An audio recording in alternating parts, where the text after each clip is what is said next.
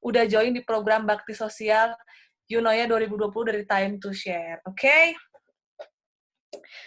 By the way, teman-teman, kita hari ini lagi Selamat Hari Pahlawan nih. Jadi, cocok banget ya kayaknya kalau misalnya kita mulai dengan mengucapkan Hari Pahlawan Nasional. Mudah-mudahan semangat juang, kemudian nilai-nilai yang ditanamkan oleh para pahlawan sampai juga ke diri kita dan juga kita menjadi para penerus pahlawan di masa depan gitu.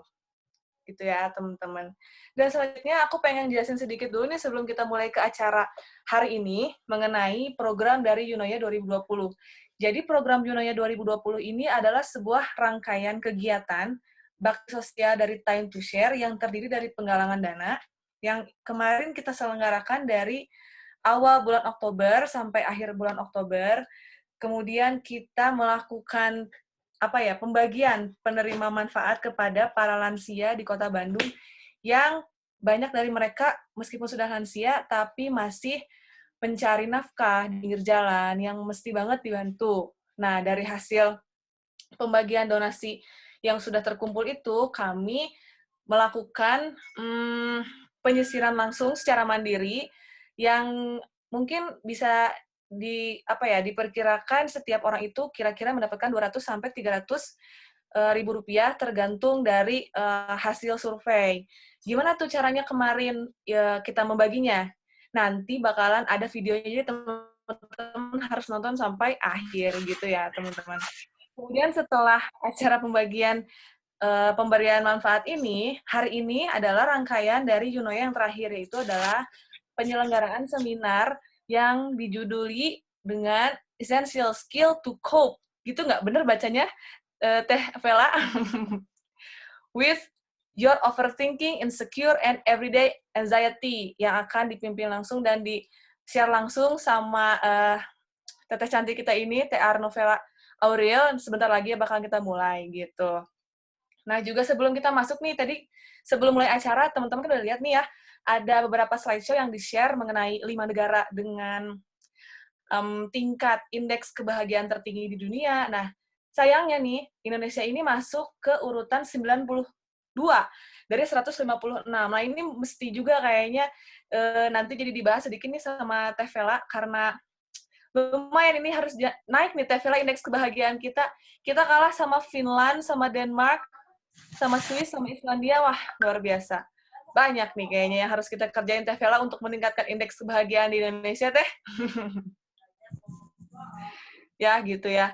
Jadi, ini tanpa berlama-lama nih, mungkin karena kita udah masuk ke jamnya materi, jadi kita langsung panggil aja ya pemateri kita hari ini dari Teh Arnovela Aurel. Mangga disilahkan untuk menyampaikan materinya. Iya, terima kasih Teh Aul. Selamat malam teman-teman. Sebelumnya aku mau terima kasih dulu karena teman-teman sudah mau menitipkan penghasilannya dan uangnya melalui tim Time to Share, dan alhamdulillah kita sudah melakukan proses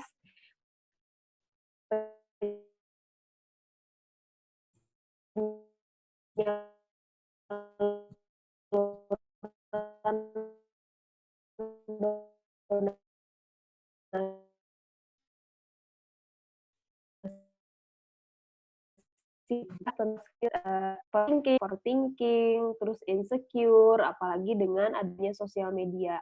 Sosial media tidak membuat orang insecure dan tidak membuat orang cemas dan tidak juga membuat orang overthinking.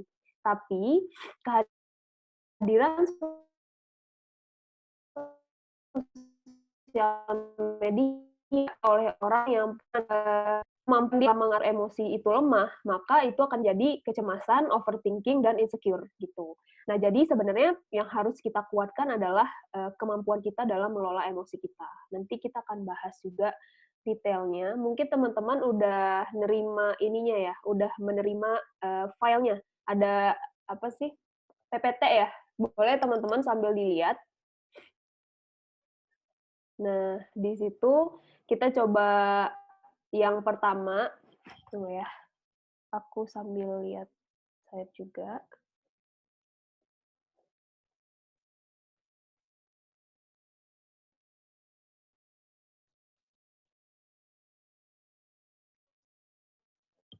Nah, yang pertama, sebelum kita bahas jauh nih, kita perlu tahu dulu kan, apa sih itu overthinking, insecure, dan anxiety. Dan sebenarnya ketiga istilah ini sangat berkaitan erat gitu. Nah, akar dari semua hal ini termasuk overthinking dan anxiety itu adalah dan insecure adalah satu kata yaitu kecemasan.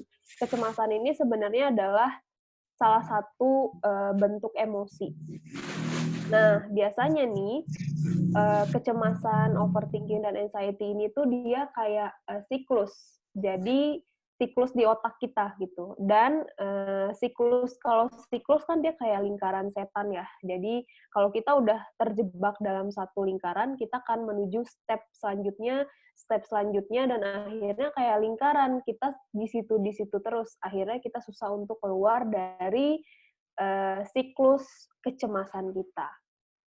Nah, biasanya diawali, dari satu hal atau satu kejadian atau suatu perasaan yang muncul dalam diri kita, kita merasa nggak jelas, kita merasa bingung, kita juga kadang merasa cemas tapi nggak tahu apa gitu.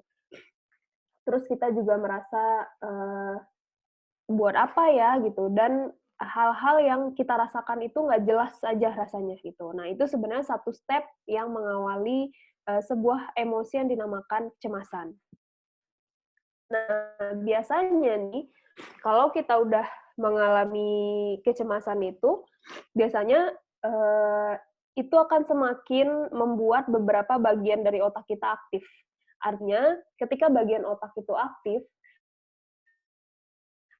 akan ada pikiran yang menyerang diri kita sendiri. Akan ada pikiran-pikiran yang membuat kita semakin bingung, semakin cemas, semakin merasa tidak berdaya, semakin merasa, eee, gitu, dan lain sebagainya. Juga semakin khawatir dan takut. Nah, ketika udah masuk ke lingkaran yang kedua itu, kemungkinan besar karena pikiran kita udah sibuk nih, kemungkinan besar kita akan menyibukkan diri. Kita menyibukkan diri itu karena kita cemas gitu. Jadi karena kecemasan itu tidak bisa kita tanggulangi, akhirnya kita menyibukkan diri. Apa yang bisa saya lakukan ya gitu. Kemudian kita berusaha untuk membuat to-do list, kita berusaha untuk mengerjakan hal-hal yang ada di to-do list kita gitu. Padahal, mengerjakan hal-hal itu ternyata tidak membuat kita lebih tenang. Karena sebenarnya kita bukan sedang, produktif, tapi kita sedang menuruti kemauan dari kecemasan kita, yang belum kita redakan, yang belum kita kontrol, yang belum kita tangani dengan baik gitu. Nah, eee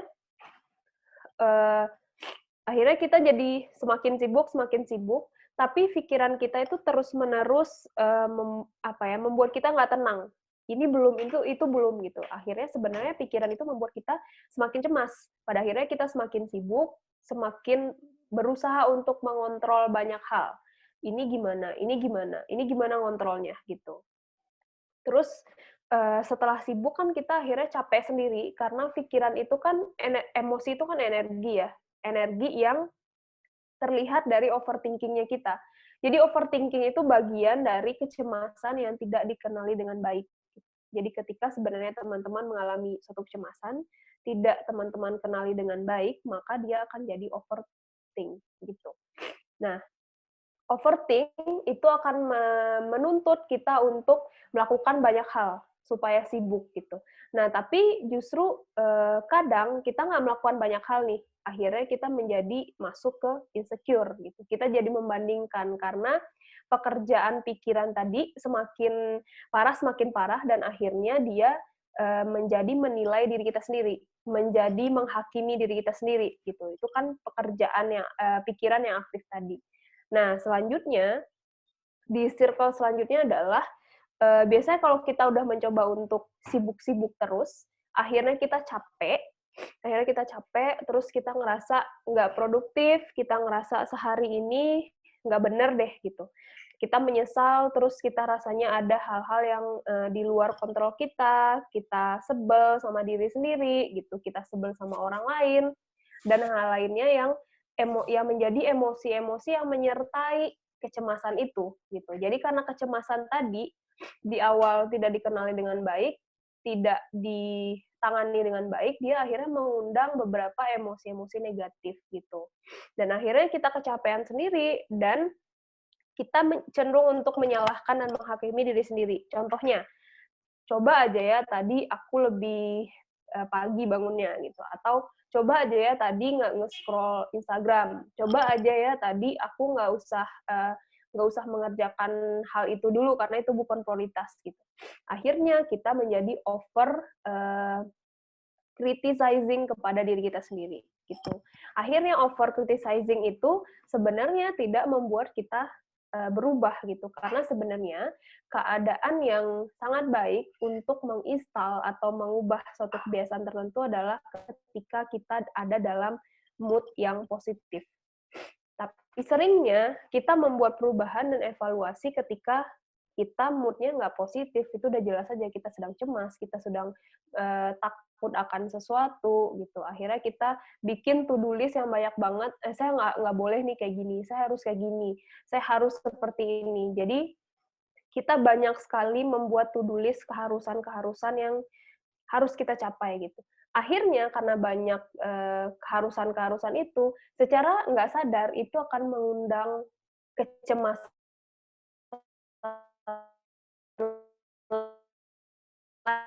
lagi dalam diri kita. Saya nggak bisa membangun sebuah kebiasaan yang ya kita jadi menyalahkan diri kita sendiri. Padahal sebenarnya kita sedang terjebak dalam anxiety trap gitu. Nah, jadi nanti, aku ngasih ini tuh biar ada gambaran awal dulu, mungkin ada dari kita yang, mengalami banget nih anxiety trap, entah itu tahap 1, tahap 2, dan lain sebagainya. Jadi itu bisa jadi modal kita untuk next, kita akan belajar apa, gitu. Selanjutnya, teman-teman boleh sambil lihat di slide-nya. Selanjutnya selain kita tahu nih, apa sih overthinking, anxiety, dan insecure itu, dia kan berkesinambungan ya dari anxiety kecil, itu kan jadi overthinking. Overthinking, kalau kita tidak meregulasi lagi emosi cemas yang tadi, khawatir yang tadi, takut yang tadi, overthinking lama-lama dia akan jadi insecure. Karena overthinking, karena insecure itu adalah pikiran kita yang menghakimi diri kita sendiri, gitu.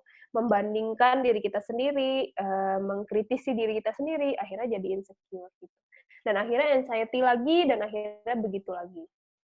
Nah, lanjut, yang kedua, kenapa sih kita bisa mengalami anxiety, overthinking, dan insecure ini? Nah, salah satu pendekatan adalah melihat bahwa tubuh manusia itu kan satu kesatuan ya. Jadi kita ada body, ada mind, dan ada soul gitu. Jadi ada tubuh kita secara fisik, ada pikiran kita, dan ada jiwa kita atau soul gitu. Yang ketiga hal ini sebenarnya dia punya kebutuhan masing-masing dan itu akan saling terkait gitu. Jadi kalau misalnya teman-teman nggak ngasih kebutuhan fisik, itu akan ngaruh ke pikiran kita dan akan ngaruh ke jiwa kita gitu. Begitu juga kalau misalnya teman-teman nggak ngasih kebutuhan jiwa, itu akan ngaruh ke pikiran dan juga fisik. Namanya triangle triangle dari manusia gitu. Jadi ada fisik, ada pikiran, dan ada soul atau jiwanya. Nah, apa itu kebutuhan fisik? Mungkin teman-teman udah tahu, fisik itu butuh makan, dia butuh minum, dia butuh istirahat, dan dia juga butuh olahraga atau olah fisik gitu. Nah, banyak kita yang agak kurang memperhatikan kebutuhan fisik ini gitu. Jadi misalnya nih masalah-masalah mental, banyak juga yang sebenarnya treatment-nya adalah olahraga teratur. Yang sebenarnya treatment-nya adalah berhenti memakan makanan olahan gitu. Jadi sebenarnya banyak sekali masalah mental yang dipengaruhi oleh kebutuhan fisik yang tidak terpenuhi. Nah, yang kedua yaitu kebutuhan pikiran. Nah, pikiran kita ini sebenarnya juga punya kebutuhan tertentu. Makanya kalau nggak kita kasih si pikiran ini kebutuhan, dia akan dia akan mencari kebutuhannya dengan caranya sendiri gitu. Nah, salah satunya adalah overthinking ini. Gitu. Pikiran kita sebenarnya dia butuh untuk memikirkan hal yang baru, butuh untuk fokus kepada goals kita atau tujuan kita atau cita-cita jangka pendek, jangka menengah, dan jangka panjang kita gitu. Dan soul kita atau jiwa kita itu juga butuh makanan, yaitu berefleksi diri gitu. Jadi apa ya? Jadi memikirkan saya hidupnya udah bener belum ya gitu. Apa yang saya inginkan dalam hidup. Nah, itu sebenarnya kebutuhan dari jiwa, termasuk kebutuhan akan spiritualitas itu juga kebutuhan dari jiwanya manusia gitu. Oke. Termasuk juga kebutuhan untuk sepenuhnya sadar akan nilai dan prinsip hidup kita. Jadi kan sebenarnya setiap kita tuh punya nilai-nilai dan prinsip hidup yang kita pihaki kan, yang kita pegang gitu. Nah, sebenarnya itu adalah kebutuhan jiwa kita gitu untuk berefleksi. Saya udah sesuai belum ya sama nilai-nilai saya, sama prinsip-prinsip yang saya anut gitu. Nah, tipsnya tadi kan kita udah bahas tuh, apa sih itu overthinking, anxiety, dan insecure. Kemudian kenapa sih itu ada? Karena kebutuhan manusia yang 3 itu tidak kita penuhi dengan baik gitu. Kita makan, tapi sebenarnya kita tidak memenuhi nutrisi yang baik terhadap badan kita gitu. Atau kita berpikir, tapi sebenarnya kita tidak memenuhi kebutuhan pikiran kita. Dan artinya pikiran itu sibuk sendiri gitu untuk sesuatu yang tidak penting dan akhirnya dia jadi menghakimi diri kita sendiri gitu. Tipsnya adalah yang pertama, kalau teman-teman sedang mengalami anxiety siklus anxiety tadi, hal yang pertama justru bukan sibuk. Jadi kalau misalnya nih teman-teman lagi cemas atau misalnya teman-teman nggak bisa mengenali kalau teman-teman lagi cemas, kan banyak yang kayak gitu gitu. Dan teman-teman berusaha untuk sibuk mengontrol segala sesuatu gitu kan. Padahal sebenarnya kecemasan itu hal yang paling gampangnya adalah ketika nafas kita lebih cepat dari biasanya. Jadi setiap emosi itu pasti ngaruhnya ke nafas. Kalau orang sedih, nafasnya pasti lebih lambat dari biasanya. Kalau orang marah, coba aja lihat nafasnya pasti udah lebih cepat dari biasa. Termasuk kalau orang cemas. Jadi kalau misalnya teman-teman sedang cemas, itu pasti ada nafas yang lebih cepat dari biasanya. Hal yang pertama kali teman-teman lakukan bukan untuk menyibukkan diri. Walaupun sebenarnya ketika cemas itu langsung ada pikiran yang membuat kita sibuk gitu ya, yang mendorong kita untuk melakukan banyak hal, yang mendorong kita untuk produktif, yang mendorong kita untuk mengontrol banyak hal gitu. Padahal sebenarnya itu tidak meredakan kecemasan gitu. Nah, hal yang pertama dilakukan adalah duduk, tenang, dan mengatur nafas. Jadi sebenarnya nafas itu adalah kode yang dikirimkan oleh tubuh kita ke otak. Otak kan tempat di mana overthinking itu diproduksi gitu. Jadi kalau kita mengirim sinyal ke otak bahwa saya baik-baik saja, maka overthinking kita pelan-pelan akan uh, dikurangi gitu. Caranya misalnya duduk tenang, diem, dan atur nafas. Biarin aja pikiran teman-teman itu berlalu gitu. Jadi biarin aja, nggak usah dilawan, tapi biarin aja. Karena sebenarnya pikiran itu sifatnya sementara. Jadi kan kadang yang sering terjadi adalah pikiran emosional itu kita ikutin gitu. Jadi pikiran emosional menyuruh kita untuk melakukan ini atau mengambil keputusan ini gitu, tapi kita ikutin. Padahal sebenarnya itu hanya sifatnya sementara karena kita lagi emosi. Gitu. Jadi penting banget buat teman-teman duduk tenang dan mengatur nafas dulu ketika mengalami anxiety atau kecemasan. Dan yang kedua, tipsnya adalah memenuhi kebutuhan mind, body, and soul tadi. Gitu. Gimana cara memenuhinya? Yang pertama dari sisi body. Kan. Nah, hal yang harus teman-teman ubah banget adalah makan. Makan itu kan nggak cuma yang halal ya, tapi yang baik gitu. Jadi, coba mulai mengurangi makanan-makanan olahan. Karena gini, makanan olahan itu sebenarnya membuat beberapa bakteri pada usus kita itu memberikan sinyal pada otak sehingga kita akan lebih mudah untuk impulsif. Impulsif itu maksudnya ketika pengen sesuatu itu harus dapat gitu. Nah itu kan impulsif itu ada di beberapa di beberapa area kehidupan, misalnya impulsif dalam berbelanja, misalnya nggak tahan ngelihat sesuatu yang menurut kita lucu atau bagus gitu, akhirnya kita cepat beli. Artinya impulsif adalah cepat sekali mengambil keputusan berdasarkan suatu emosi tertentu yang dia nggak bisa tahan, gitu. Termasuk contohnya dalam berbelanja, dalam makan. Ada kan misalnya, lihat makanan enak tuh nggak tahan, pengen pengen mau juga gitu, mau makan itu juga gitu. Dan, lingkar otak seperti itu juga sangat dipengaruhi oleh makanan kita. Jadi ada beberapa contoh kasus juga, kalau di luar negeri banyak sekali orang yang depresi dan anxiety atau cemas, justru treatment-nya hanya disuruh, ngebenerin pola makan. Jadi ngebenerin apa yang dia makan, jangan makan makanan olahan, dan ngebenerin pola tidurnya gitu. Jadi jangan sering begadang gitu dan lain-lain. Atau kalaupun kita harus begadang nih malamnya, coba besoknya ganti jam tidurnya gitu. Karena kan tubuh butuh istirahat dan tubuh yang kurang istirahat itu akan ada beberapa penelitian ya, tubuh kurang istirahat itu akan memicu overthinking.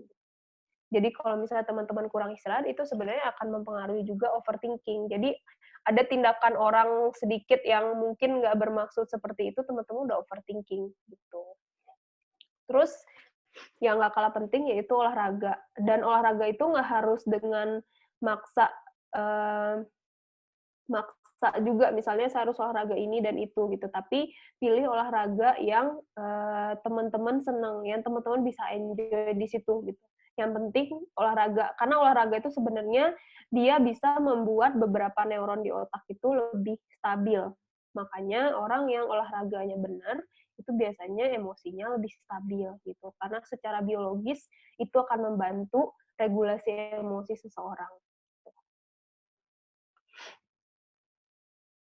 Nah, termasuk juga nih kebutuhan yang kedua yaitu kebutuhan mind atau pikiran. Nah, ini penting banget buat kita semua punya goals atau cita-cita atau, target-target terdekat yang ingin kita capai.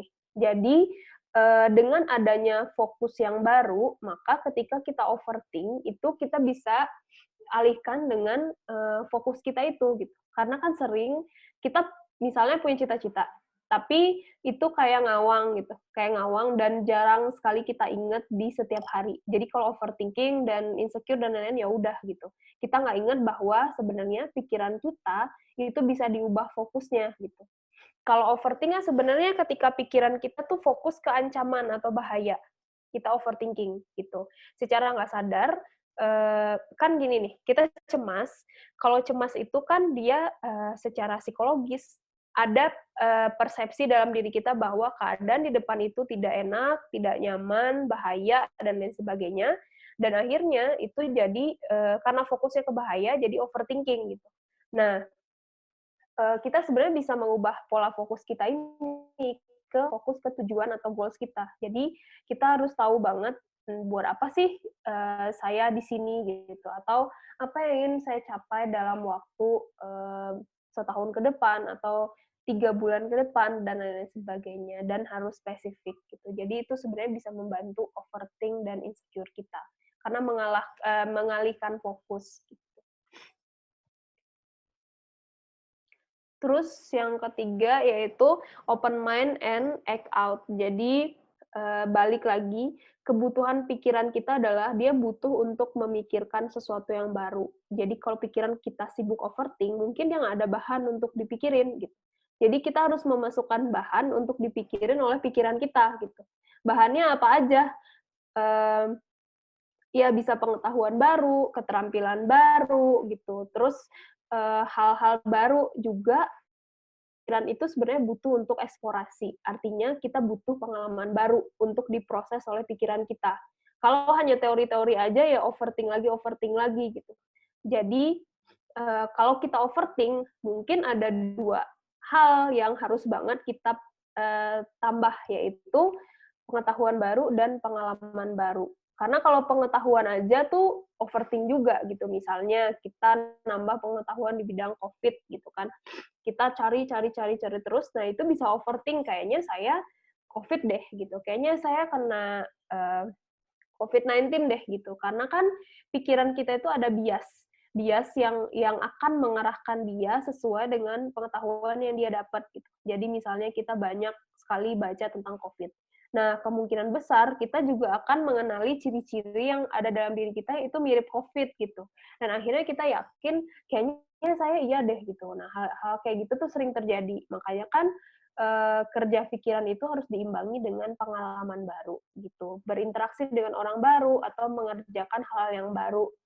Bisa kalau misalnya ibu rumah tangga di rumah aja belum bisa ketemu dengan teman-teman dan lain-lain, bisa misalnya punya hobi baru, misalnya tanaman atau mengganti posisi apa ya, furniture di rumah dan lain sebagainya. Gitu.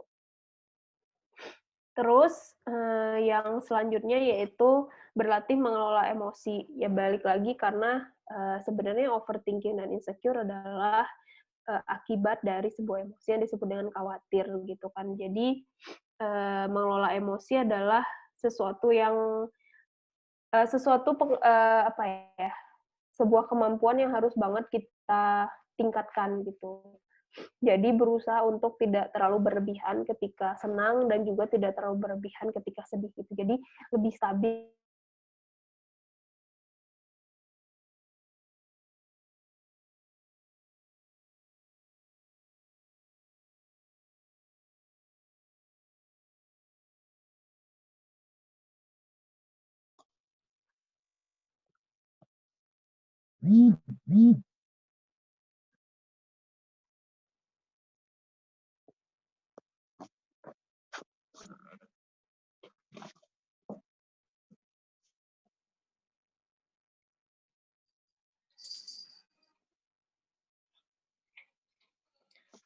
Wah, sepertinya pemateri kita ada kendala teknis.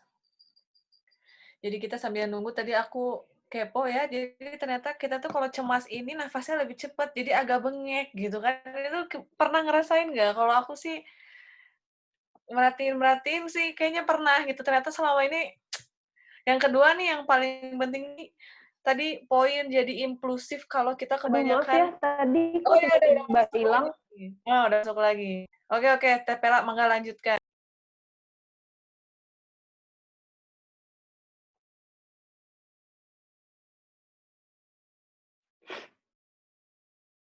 Halo halo. Iya, Teh Vela, cek cek, aman? Iya, sambil curhat tadi aku tuh jadi ternyata selama ini aku tuh keseringan belanja, langsung pilih-pilih jadi impulsif karena aku tuh keseringan makan McD gitu. Hampir seminggu tuh mungkin harus aja makan McD. Kayaknya ini berarti secara teori memang ada ya kayaknya ya. Luar biasa emang ini materinya. Ini Teh Vela sudah bisa bersambung lagi, nyambung lagi atau belum? Mimin?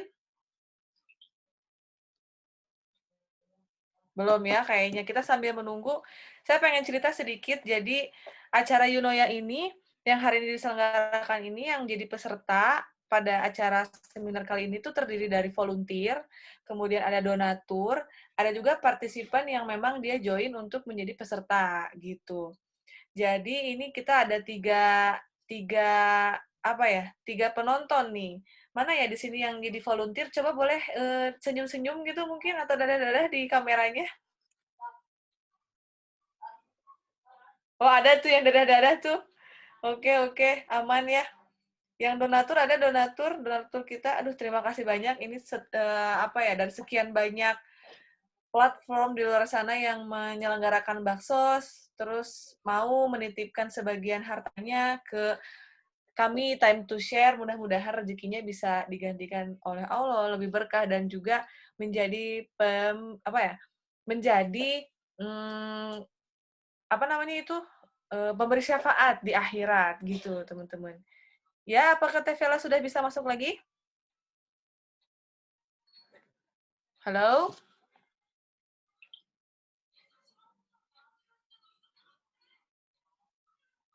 Oke, masih gangguan.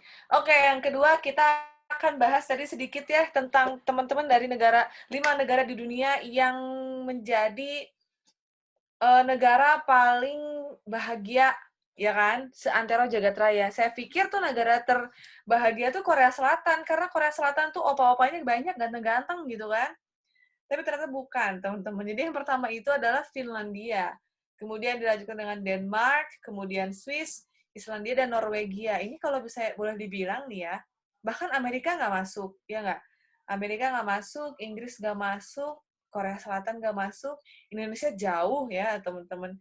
Ini tuh dilihat dari pendapatan per kapita, kemudian tadi kalau kita dilihat dari PowerPoint-nya ya, itu macam-macam alasannya, ada beberapa alasan, yaitu selain pendapatan per kapita juga ada kesehatan masyarakat. Mungkin bisa dibilang sekarang nih lagi COVID gini, mungkin mereka tingkat orang yang terjangkit COVID-nya juga sedikit. Kemudian ada dukungan sosial, kemudian ada tingkat kepercayaan kepada negara. Nah, ini luar biasa, berarti jarang ngeluh dan jarang protes, nggak terlalu banyak demo di sana, dan juga tidak adanya sedikitnya tingkat kekhawatiran, kesedihan, atau kemarahan di sana. Jadi, wah berarti yang tadi dibahas sama Tevela tuh sangat berkaitan dengan indeks kebahagiaan masyarakat, teman-teman.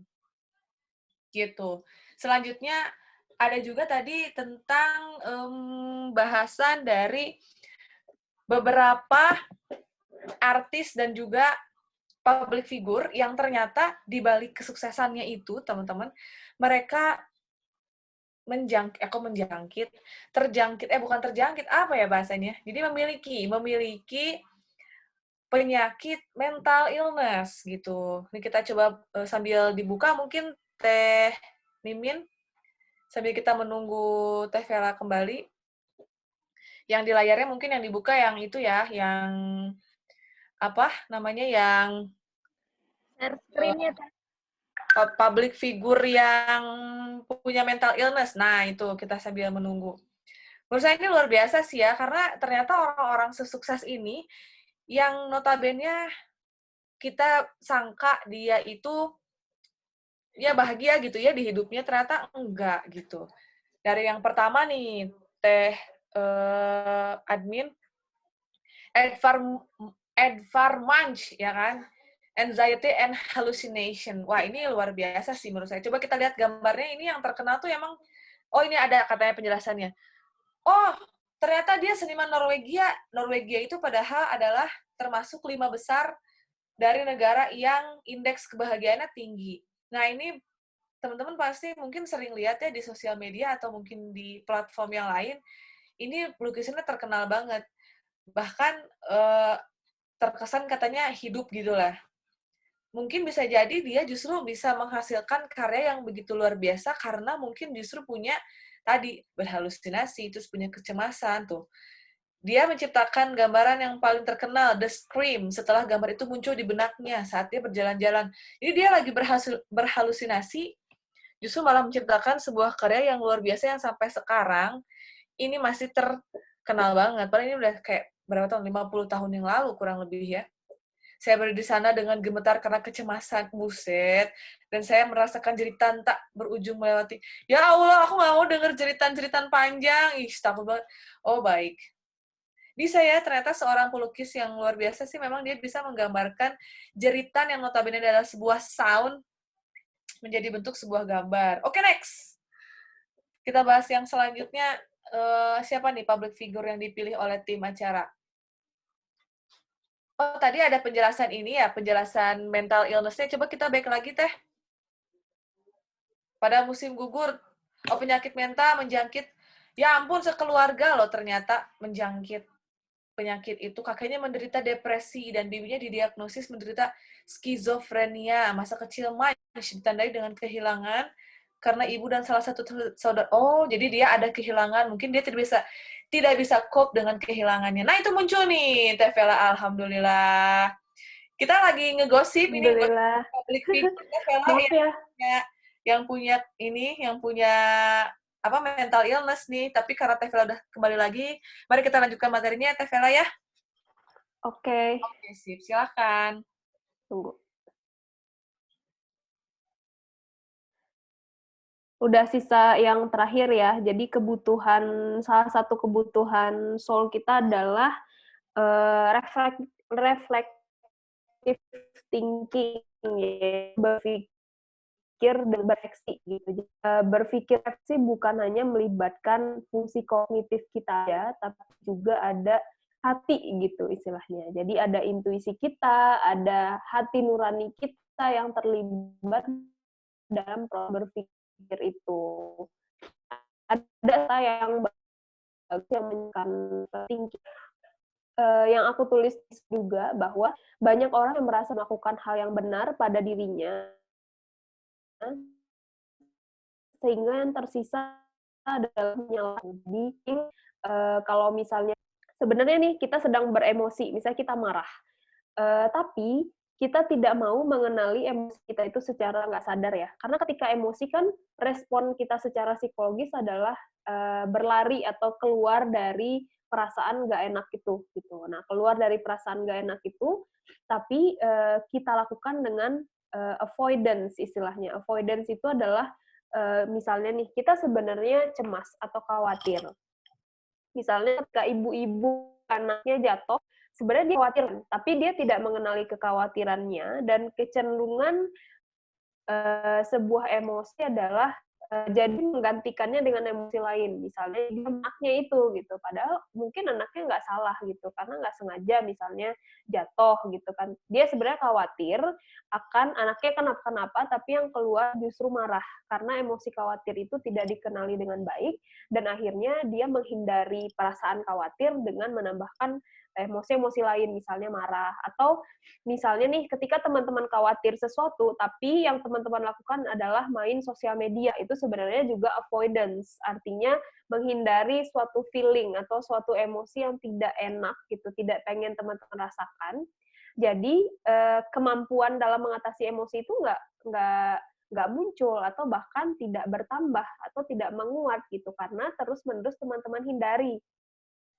Salah satu menghindarinya yaitu misalnya bermain sosial media atau main games atau, melakukan hal-hal yang biar saya lupa deh si emosi itu gitu, atau justru menimpalinya dengan emosi lain gitu. Padahal sebenarnya, itu bukan sesuatu yang baiknya kita lakukan gitu. Akhirnya kemampuan kita dalam menanggulangi emosi nggak bertambah gitu. Terus ada satu kata-kata lagi yang, tentang reflective thinking, yaitu setiap kali kita berpikir bahwa persoalan itu ada di luar sana, maka sebenarnya pikiran seperti itulah yang menjadi persoalan. Nah, jadi, misalnya nih, ketika kita marah, "Iya, soalnya dia kayak gini." Nah, ketika kita mulai menunjuk orang lain di luar diri, artinya mungkin kita sedang menolak suatu emosi yang sedang kita rasakan. Coba misalnya kita ganti komunikasi emosinya dengan, "Iya, saya merasa dikecewakan dengan kata-kata dia yang begitu," misalnya. Jadi kan, kita jadi lebih tahu ya, apa yang sedang kita rasakan emosinya dan apa yang menyebabkan kita beremosi seperti itu, gitu. Jadi kita mengkomunikasikannya ke orang itu juga lebih enak, gitu. Terus yang terakhir yaitu kecerdasan atau kesadaran spiritual atau ilahi. Nah, ini sebenarnya gabungan dari, mmm, body, mind, dan soul itu gitu. Kecerdasan spiritual itu adalah kita merasa bahwa kita itu terikat, keberadaan kita terikat dengan, sesuatu kekuatan yang besar. Sebenarnya dalam hidup kita mengupayakan, tapi kita nggak bisa mengklaim hasil gitu. Jadi hasil itu karena saya tuh bukan sesuatu yang bisa kita klaim, tapi kita berupaya ya untuk berupaya gitu. Dan setiap kita sebenarnya sedang ditunggu untuk memudahkan orang lain. Jadi setiap kita sebenarnya adalah orang yang bisa bermanfaat untuk orang lain, dan ini adalah kesadaran spiritual gitu. Jadi kesadaran kita bahwa keberadaan kita itu, sangat bergantung pada banyak hal dan banyak faktor. Ketika kita berhasil, ada faktor lain juga selain usaha kita, gitu. Ketika kita gagal, juga ada faktor lain selain usaha kita, gitu. Yang nggak bisa kita klaim, kesalahan kita dan lain sebagainya. Nah, ini aku bacain kecerdasan spiritual ya, yaitu merasakan keterikatan kita dengan sesuatu yang sangat kita yakini, yaitu pencipta kita, memaknai bahwa saya adalah bagian kecil dari kepengaturan yang maha besar. Saya memang kecil, tapi kesadaran saya tidak berbatas mengenai pencipta semesta dan kepengaturan hidup gitu. Jadi, kita kecil, tapi sebenarnya kita sadar banget gitu. Jadi kesadaran inilah yang membawa kita untuk menjalankan untuk memenuhi kebutuhan body, memenuhi kebutuhan mind kita dan juga soul kita gitu. Karena ada kesadaran ini yang terus-menerus kita bawa dan terus-menerus kita aktifkan. Kita mengaktifkannya bisa dengan reflective thinking tadi gitu. Nah, karena apa ya, kalau kebutuhan spiritual itu lebih kepada kita sebenarnya butuh untuk menjadi diri kita yang terbaik. Jadi kita butuh untuk menemui atau menemukan talenta-talenta dalam diri kita. Kita butuh untuk berupaya. Kita butuh untuk mengusahakan yang terbaik gitu. Bukan untuk mengklaim hasil, tapi ya untuk berupaya gitu. Mungkin gitu teh ininya. Wah, luar biasa banget nih, walaupun tadi kepotong ya, cuman wah bener ya, emang ini udah disiapin banget materinya katanya teman-teman dari 1.400 tahun yang lalu katanya. Oh enggak ya? Ngarang aku. Tadi aku udah nyatet nih sedikit Kak Vela untuk apa ya, rangkumannya lah ya. Aku tadi jadi agak-agak tertampar gitu sih sebenarnya. Dari sisi oh ternyata aku tuh jadi impulsif selama ini karena aku kebanyakan makan McD. Jadi aku udah cerita sama mereka waktu Kak Vela lagi gangguan teknis tuh, Oh, iya iya itu ngaruh. ternyata itu ngaruh ya. Aduh, gimana dong? Iya, Masalahnya ngaruh. ini nyebutin merek lagi padahal bukan sponsor. Gimana ceritanya coba? Luar biasa. Sebenarnya nggak apa-apa, nanti kan yang penting dikurangi, dikurangi, dikurangi gitu. Karena kan kita nggak mungkin bisa berubah dalam ekstrim ya. Iya, iya, Tapi iya. kita kurangin, terus kita ganti dengan yang lebih makanan yang benar-benar makanan. Makanan yang makanan yang benar-benar makanan tuh coba diulang. Makanan yang bukan olahan gitu kan. Oh, Jadi baik. Jadi maksudnya yang raw gitu. Kalau yang kan semuanya diolah, Kak Vela. ya begitulah. Oke, oke. Mungkin sambil kita menunggu ada yang mau bertanya, boleh nanti teman-teman. Nah, sambil menunggu mungkin ada yang pengen nanya atau belum kepikiran, saya mau apa ya? Ini ada pertanyaan, Kak Vela masuk dari formulir ketika teman-teman peserta ini daftar. Jadi pertanyaannya boleh saya bacakan aja di sini sebentar. Pertanyaannya boleh nanya ya, Teh Vela ya?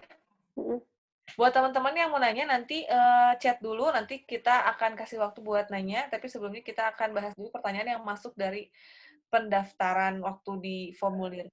And anyway, buat teman-teman yang nanya atau mungkin nanti mau mengungkapkan sesuatu, boleh banget karena kita punya voucher-voucher yang bakalan dibagiin dan itu menarik banget buat teman-teman yang join hari ini. Ini dia pertanyaan pertama. Bagaimana mengalihkan kecemasan ke dalam sesuatu yang positif dan bagaimana membangun motivasi agar bisa tetap melakukan hal positif untuk mengalihkan pikiran negatif yang datang akibat banyak kecemasan. Dari Fania Listiani. Gimana tuh, Kak? Oke, aku jawab ya. Baik. Jadi, pikiran negatif itu biasanya muncul karena kecemasan. Jadi karena kita cemas, kecemasan jadi setiap emosi, apapun emosi itu pasti ada beberapa komponen yang akan ada pada kita mengalami emosi. Yang pertama yaitu adanya reaksi fisiologis, yaitu perubahan, nafas. Perubahan cepat atau lambatnya nafas. Terus yang kedua yaitu timbulnya pikiran emosional.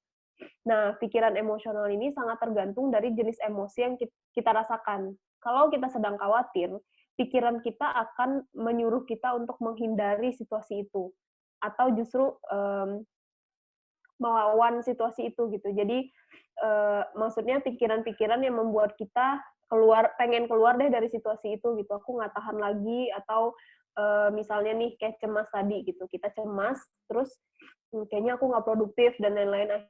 Akhirnya kita melakukan banyak hal untuk meredakan kecemasan. Padahal sebenarnya kita sedang menuruti pikiran emosional kita aja gitu. Terus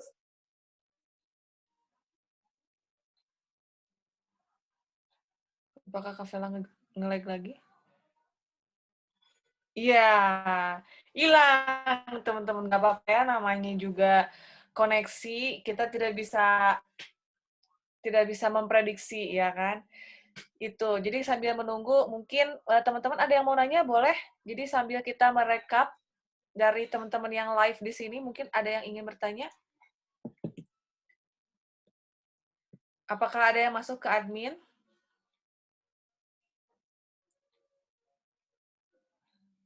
Nah, muncul lagi tuh. Belum di-unmute Kak Vela kayaknya. Oh iya.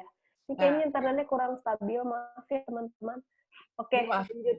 Em, Nah, emosi itu muncul karena pola fokus kita yang mungkin sudah ada dalam diri kita secara nggak sadar gitu.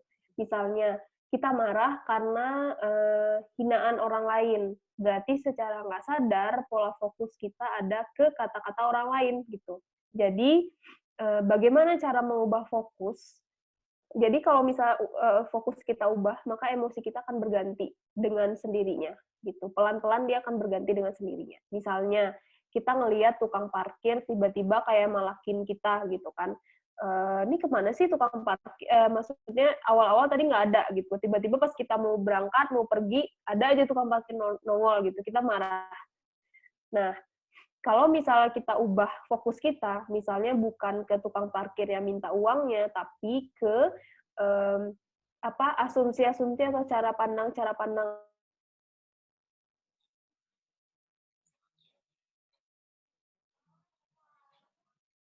Memandangmu. Sepertinya Tevela nge lagi. Tidak apa-apa, mari kita tunggu sambil bernyanyi. Oh, jangan bernyanyi.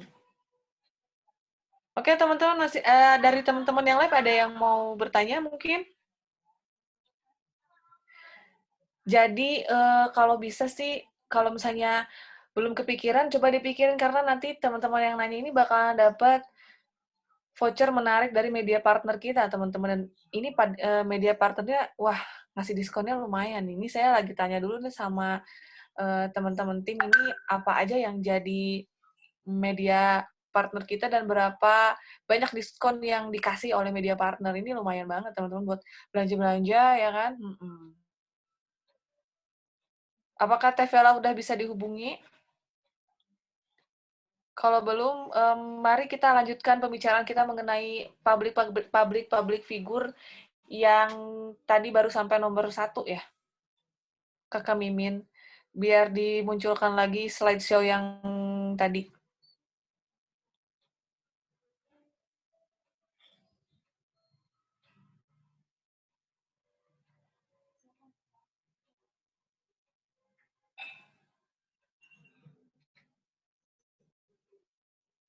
Nah, ini dia.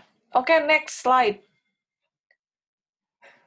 Nah, ini Demi Lovato nih yang lagunya yang apa? Saya lupa ya. Ternyata dia punya bipolar disorder nih kayak mana nih? Coba kita next. 24 tahun menjadi figur publik dan artis sejak remaja. Pada usia 18 tahun, dia maju dengan kisahnya tentang intimidasi, kecanduan, gangguan makanan, pemotongan apa ya, dan depresi. Selama wawancara televisi, Lovato luar biasa ya. Untuk kali pertama dalam hidup saya mulai merasakan, katanya. Jadi ternyata, oh luar biasa, meskipun dia sakit, tapi ternyata dia menjadi juru bicara dari selebriti untuk kampanye tuh, be vocal, speak up for mental health. Mungkin karena ini kali ya, sebenarnya di Indonesia sendiri tuh mengenai mental health issue ini masih agak tabu buat dibicarakan karena dianggap kayak gue I'm fine, I'm completely fine, aku nggak sakit kok. Karena mungkin terminologi sakit ini sendiri di Indonesia tuh masih terfokus dan terkungkung hanya pada sakit yang bentuknya fisik dan terasa sakit oleh badan. Padahal ternyata mental yang ada di sini gitu ya, itu juga mesti banget bisa sehat. Dan mungkin kerasanya sama kita kayak kecemasan yang tadi dibahas di dalam materi itu cenderung kayak hal yang biasa, tapi sebenarnya kalau itu terus-menerus terjadi, bisa jadi itu berbahaya juga sebenarnya teman-teman. Kita suka banyak dengar cerita tentang negara-negara lain yang mungkin dari sisi spiritual juga dia kurang, bukan negara Islam, kayak di Jepang, di mana itu dia tingkat bunuh dirinya tinggi. Bunuh diri itu kan artinya dia mencabut nyawa diri dia sendiri kan, teman-teman. Willingly gitu, secara ya udah nggak apa-apa, aku mau bunuh diri aja, mau cut, berarti kan udah terjadi sesuatu di dalam mental mental health-nya gitu kan, teman-teman. Oke, next. Nah, ini oke, mana selanjutnya adalah, oh my God, Babang Leonardo DiCaprio. Teman-teman kenal, aku sih kenal, punya WhatsApp-nya. Bercanda, ya kan. Leonardo DiCaprio ini, wow, yang main Titanic, teman-teman. Apa nih namanya? Obsessive Compulsive Disorder. Apaan tuh? Coba next, Teh. Bintang peraih Oscar itu mengaku merasa harus berjalan melewati pintu berkali-kali dan menginjak noda trotoar yang ditinggalkan oleh permen karet bekas. Aduh, nggak kebayang kayak mana tuh. Namun DiCaprio berhasil mengendalikan kecenderungan OCD-nya dengan mengatakan, saya bisa mengatakan pada titik tertentu, oke, Anda konyol, berhentilah menginjak setiap noda gusi yang Anda lihat. Anda tidak perlu melakukan. Oke, next. Nggak kebayang sih sebenarnya. Ya ampun, luar biasa ya. Ternyata orang-orang sekelas Leonardo aja yang sepertinya hidupnya adalah sudah yang paling dicari oleh orang punya juga gitu. Apa nih? Adele postpartum depression. Apa tuh? Coba kita next. Artis pemenang penghargaan Grammy ini hadiri pada Vanity Fair tahun lalu dengan perjuangannya melawan depresi pasca persalinan. Setelah Oh, itu baby blues. Beda nggak sih? Baby blues bukan ya? Saya mengalami depresi pasca persalinan yang sangat buruk setelah saya melahirkan putra saya dan itu membuat saya takut. Ya ampun, ternyata banyak banget ya penyakit-penyakit mental illness itu. Jadi yang kita tahu kan paling apa sih? Apa sih paling ternyata banyak banget ininya apa? Banyak banget jenis-jenisnya dari yang mungkin biasa aja yang setiap hari tadi yang kita bahas yang anxiety, overthinking, insecure every day. Kayak setiap orang mungkin mengalami itu dan itu sesuatu yang biasa. Yang jadi nggak biasa itu kalau itu udah ke tahap selanjutnya mungkin ya. Nah itu dia Kak Vela sudah kembali lagi bersama kita pada malam hari ini teman-teman. Ini kayaknya dia iseng aja muncul tenggelam dan aku makin makin penasaran gitu sama jawabannya. Gitu Kak Vel. Jadi Oke, sampai mana sampai ya? mana tadi? Iya, jadi emosi itu menunjukkan pola fokus kan. Jadi kalau misalnya kita sedang mengalami, misalnya kayak marah tadi, kita marah karena fokus kita ada di tukang parkir yang minta uang, tiba-tiba minta uang gitu. Iya, aku suka Nah, gitu. Nah, coba fokusnya bisa kita ubah ke kasihan. Misalnya, Hmm, coba kalau misalnya itu hanya satu-satunya pekerjaan yang bisa dia lakukan untuk feeding, maksudnya untuk menafkahi istrinya dan anaknya di rumah gitu. Atau bagaimana kalau istrinya lagi sakit dan butuh pembiayaan besar, sehingga dia nyari uangnya jadi lebih pengen cepat gitu kan, pengen banyak gitu. Nah, jadi emosi bisa kita ubah dengan perubahan pola fokus. Tapi emosi itu kayak energi. Energi itu kan nggak bisa diciptakan dan nggak bisa dimusnahkan gitu, sama dengan emosi. Tapi dia bisa berpindah kan dari satu bentuk ke bentuk lainnya gitu. Nah, misalnya kita marah, itu sebenarnya kita sedang energinya gede. Kalau nggak kita ubah pola fokusnya, maka kita juga energinya jadi negatif gitu. Dan akhirnya bisa ketemu orang juga itu sebenarnya kita sedang menularkan energi negatif gitu. Jadi caranya kita mengubah pola fokus kita dan titik pertama mengubah pola fokus adalah kita harus tahu dulu pola fokus yang mana yang memunculkan emosi kita sekarang gitu. Misalnya kita cemas, kita harus duduk tenang dulu, atur nafas, apa yang bikin kita cemas? Apakah finansial atau keuangan? Apakah karir? Apakah kemampuan kita? Atau apa yang bikin kita cemas gitu? Nah, biasanya kecemasan itu adalah pola fokus yang pola fokus kita tuh ada di sesuatu yang nggak bisa kontrol, misalnya di hasil atau di aksi orang lain atau di uh,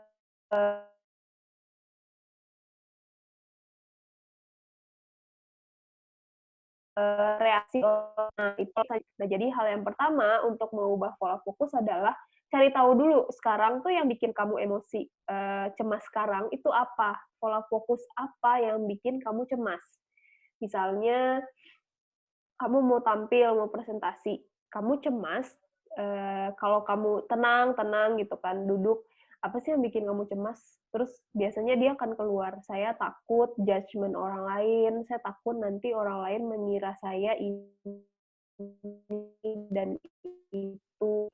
Saya takut nanti kalau orang yang nanya ke saya tertentu, tapi saya nggak bisa jawab gimana?" Gitu. Nah, biasanya hal-hal kayak gitu yang bikin kita, anxiety. Hmm. Coba kita ubah pola fokusnya. Yang penting saya mengupayakan yang terbaik, yang penting saya mengupayakan, ini pada dari reaksi orang itu ke effort yang udah kita kasih gitu. Karena kan sebenarnya, kita juga bisa menentang kepercayaan-kepercayaan kita. Misal gini, sebenarnya, eee, persepsi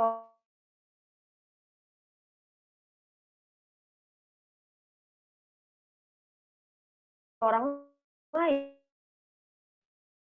dan reaksi orang lain sama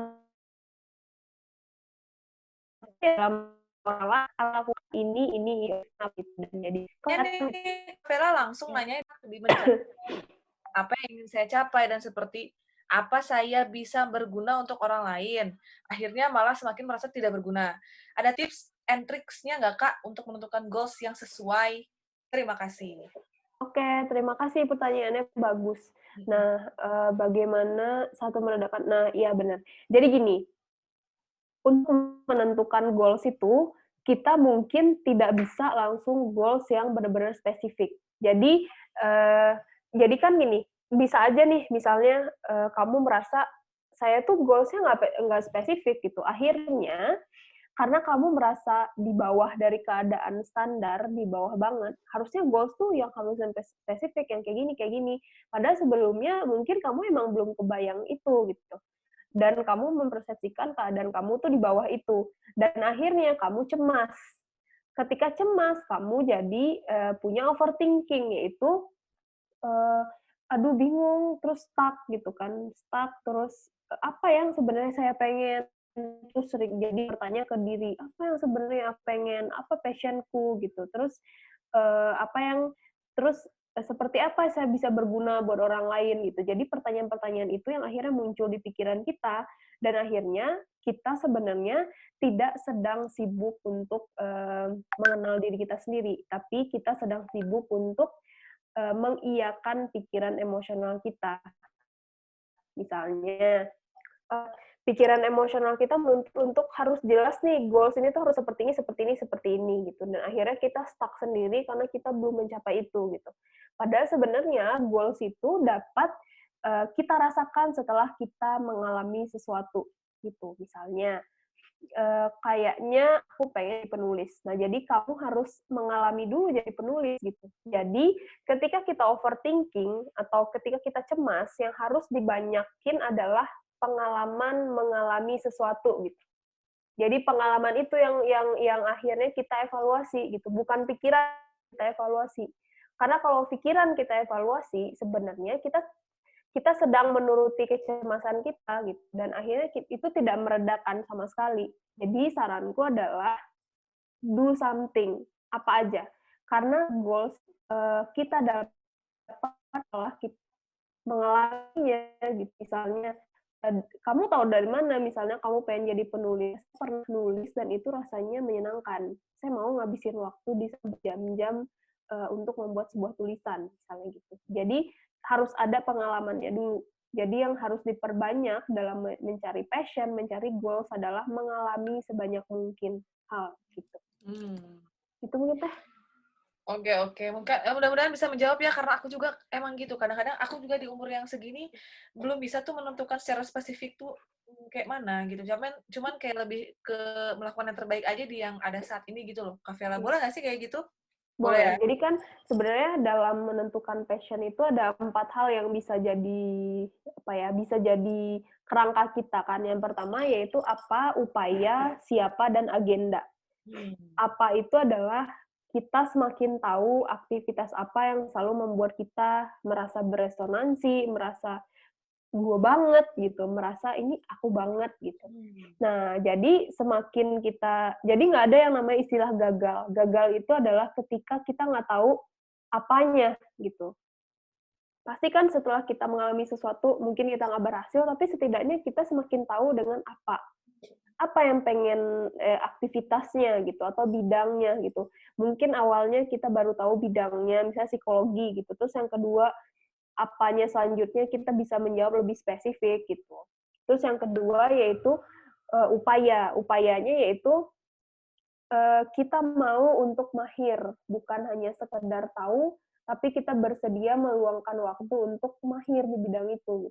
Jadi dalam hidup tuh sebenarnya bagaimana kita semakin tahu dengan apa, semakin banyak meluangkan waktu dengan upaya untuk upaya yang apa itu. Terus yang ketiga yaitu siapa. Siapa yaitu orang-orang yang juga punya visi yang sama gitu. Artinya satu tribe lah, satu komunitas, satu lingkungan dengan concern yang sama. Dan agenda. Agenda itu adalah visi apa yang kita ingin kita menjadi bagian dari visi besar itu. Gitu. Yang saking besarnya visi itu, saking pentingnya visi itu, kita menjadi bangga bahwa saya menjadi salah satu orang dengan membawa visi itu. Jadi sebenarnya sih dalam hidup tuh semoga kita semakin ahli dalam menjawab 4 pertanyaan itu. Oke. Sip, mantap banget Kak Vela. Kita masih ada beberapa pertanyaan nih, tapi kita durasinya tinggal setengah jam lagi, mudah-mudahan keburu ya Kak Vela. Oke. Yang selanjutnya itu dari Teh Hasna Saparilah. Bagaimana cara mengontrol emosi yang disebabkan oleh overthinking katanya? Oh iya, yang tadi ya sebenarnya udah dijawab. Yang itu ya. Nah, bagaimana cara mengontrol emosi dan overthinking? Balik lagi, overthinking adalah sebuah kondisi karena suatu emosi yang jadi akar gitu. Jadi yang kita redakan itu jangan dulu overthinkingnya, tapi emosinya yang berusaha untuk kita redakan, kita kenali gitu. Nah, tapi nih, kalau misalnya udah telat nih, kita nggak kunjung mengenali emosinya, tapi kita udah overthinking berlebihan, cara memutus rantai overthinking adalah do something. Pikiran kita itu kan dia sibuk. Kalau kita masukkan sesuatu yang baru, dia akan beralih ke yang baru itu gitu. Jadi cara memutus rantai overthinking itu adalah do something. Misalnya kamu bisa olahraga atau melakukan hal-hal yang membuat kamu bergerak, misalnya bersih-bersih rumah, atau mempelajari skill baru, dan lain-lain sebagainya. Gitu. Oke. Sip. Terima kasih ya, Kak Vela. Lanjut nih, ada 3 pertanyaan dari satu orang. Tapi kayaknya sih ini masih satu geng ya. Bolehlah kita kasih lah ya, nggak apa-apa. Kita masih ada waktu. Dari namanya adalah Eka Restu Julianti, bener ya? Yang pertama nih ya, bagaimana cara mengetahui jika kita memiliki kepribadian ganda, katanya Teh Vela. Ini tuh bipolar tadi itu kan? Itu mungkin nggak mudah kali ya untuk menyatakan di seseorang itu bipolar ya? Jadi kalau untuk gangguan diagnosis mental illness itu harus ke profesional di bidangnya, dan biasanya mereka ada serangkaian tes dulu yang harus kita jalanin gitu. Ada observasi dulu, ada interview dulu, dan ada beberapa jenis psikotes yang kita harus laksanain. Baru nanti penegakan diagnosisnya oleh siapa gitu. Biasanya harus dari psikolog atau psikiater dan profesional di bidangnya gitu. Kalau misalnya kita sendiri, nggak bisa. Oh, nggak bisa ya. Jadi nggak bisa ngejudge diri sendiri ya. Nggak bisa. Apalagi ngejudge orang lain mungkin ya. Iya, benar juga. Jangan. Yang kedua nih, apa bedanya anxiety, stres, depresi, dan moody katanya? Jujur saya masih bingung, saya juga. Saya sering anxiety, tetapi my friends bilang itu cuma stres biasa katanya. Nah itu, gimana tuh bedainnya? Oke. Nah, pertama, anxiety. Anxiety itu adalah salah satu jenis emosi, yaitu cemas kan. Cemas itu adalah salah satu jenis emosi. Kalau mood ya, berasal dari kata mood. Mood itu tuh suasana hati. Jadi gini, suasana hati perasaan dan emosi. Itu tuh adalah kayak anak tangga. Suasana hati itu yang bawahnya, terus perasaan itu lebih terasa, dan emosi itu kerasa banget gitu. Nah, perasaan atau suasana hati itu biasanya ini keadaan hati kita secara keseluruhan, secara umum. Jadi nggak jelas penyebabnya apa. Kalau emosi itu kan ada trigger biasanya. Misalnya kita marah setelah kita dipalaking tukang parkir misalnya. Misalnya ya, jadi ada satu peristiwa yang menjadi pemicu, itu emosi. Tapi kalau mood atau suasana hati itu kadang nggak ada pemicu. Jadi misalnya nih hari ini tuh mood kita kok kayak enak ya, baik ya gitu. Nah tapi orang yang suasana hatinya cenderung positif atau mood-nya baik, biasanya ketika misalnya dipalakin tukang parkir dan lain-lain, dia mungkin tidak akan cepat marah gitu. Ini contoh yang ini aja ya Tuh, aku pakai. dipalakin tukang parkir tuh gimana maksudnya? Bayarnya dua Nggak puluh misalnya itu apa gimana? nggak misalnya kan tiba-tiba tukang parkirnya datang aja kan, sebelumnya nggak ada gitu. Oh, baik. Ya, Oke, itu namanya dipalak berarti ya? Japrem ya? iya. Jadi intinya adalah kalau suasana hati kita sedang positif, biasanya hal-hal yang biasanya kita ke-trigger untuk marah, kita bisa lebih santai. Tapi kalau suasana hatinya lagi nggak bener, mungkin hal-hal kecil aja tuh bisa bikin kita sedih atau bisa bikin kita marah gitu. Padahal hal kecil, misalnya kata-kata teman kita yang biasanya dia bercanda kayak gitu, kita fine aja dalam suasana hati yang baik, tapi ketika suasana hati kita nggak baik, kita mungkin akan marah, akan tersinggung, dan lain sebagainya. Dan suasana hati ini sebenarnya nggak jelas penyebabnya apa, tapi kemungkinan besar bisa jadi karena emosi-emosi negatif yang tidak kita keluarkan dengan baik. Emosi itu kan energi ya, kalau dia dihambat, dia kan ke dalam gitu, dan akhirnya kita nggak tahu kenapa suasana hati kita kok mellow ya, atau suasana hati kita kok sering nggak baiknya ya dibanding baiknya. Nah, bisa jadi banyak peristiwa-peristiwa emosional yang kita nggak belajar untuk mengelolanya dengan baik, atau banyak peristiwa emosional yang kita pendem karena kita tidak tahu bagaimana cara mengeluarkannya, mengkomunikasikannya, dan lain-lain. Nah, perbedaannya lagi, stres ya. Nah, stres itu ketika kita mempersepsikan apa yang ada di hadapan kita, apa yang ada di hadapan kita itu banyak ya, bisa jadi tugas, bisa jadi deadline pekerjaan atau tuntutan sosial dan lain-lain. Jadi ketika kita merasa bahwa apa yang ada di hadapan kita itu jauh lebih tinggi dari kemampuan kita gitu. Jadi ketika kita kayaknya nggak mampu deh, nah itulah stres itu datang gitu. Misalnya nih, kita ada dalam kepanitiaan, terus tiba-tiba ada masalah gitu kan, ada masalah, kayaknya kita nggak bisa deh menghadapi, nah itu stres. Jadi stres itu tuh ada masalah atau hambatan yang datang gitu. Kalau Oh, anxiety itu kadang keadaannya nggak jelas saja, karena itu emosi gitu. kalau yang mood tadi tuh ini kan ada ini juga Kak Vela, kayak orang kalau katanya mau dapet gitu kan kalau perempuan nih ya, Mhm. "Iya, aku lagi mau dapet nih jadi" nah itu gimana tuh kalau itu? Nah, Itu biasanya kan fakta mood atau hanya pembenaran gitu kan? tapi bisa jadi juga gini Teul, mood itu tuh sangat dipengaruhi oleh kondisi internalnya kita. Mmm, Jadi maksudnya kalau bisa emosi kan ada trigger, kalau mood itu kondisi internal dan juga dipengaruhi oleh hormon yang diproduksi oleh otak. Nah, ketika eee, apa, mau menstruasi dan lain-lain, biasanya hormon-hormon itu tuh, ada hormon-hormon yang membuat kita jadi nggak mood. Tapi sebenarnya produksi hormon itu tuh juga dipengaruhi oleh makanan dan gaya hidup kita gitu.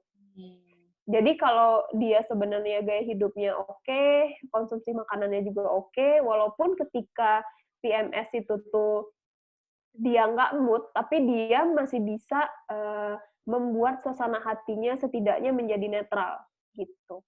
Karena gangguan-gangguan mood-nya nggak terlalu signifikan gitu.